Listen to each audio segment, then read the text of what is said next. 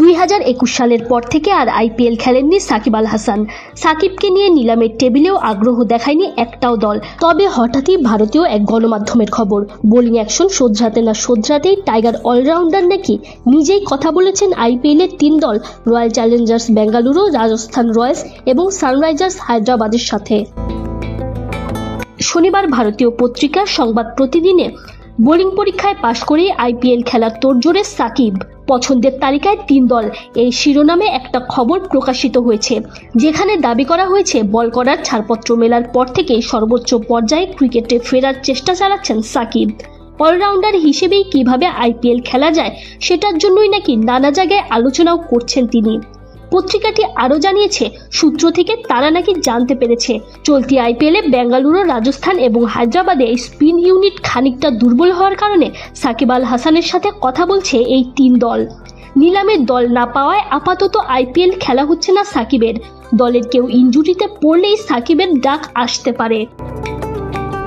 কোহলির বেঙ্গালুরু ইতোমধ্যেই 8 বিদেশি খেলোয়াড়ের কোটা পূরণ করে ফেলেছে। সুতরাং বেঙ্গালুরুতে খেলতে হলে কেবলমাত্র বিদেশি কোনো ক্রিকেটারের ইনজুরিতেই সেটা সম্ভব। রাজস্থান অবশ্য দলে 6 জন বিদেশি অন্তর্ভুক্ত করেছে। সেই ক্ষেত্রে বদলি খেলোয়াড়ের নিয়ম অনুযায়ী কোনো বিদেশি, এমনকি ভারতীয় খেলোয়াড়ের ইনজুরিতেও সাকিবকে দলভুক্ত করা সম্ভব। হায়দ্রাবাদে আছে 7 বিদেশি, সেখানেও সাকিবের কিঞ্চিত সুযোগ থাকছে, যদি না ভারতীয় মিডিয়ার এই খবর কোনোভাবে গুজব না হয়ে থাকে।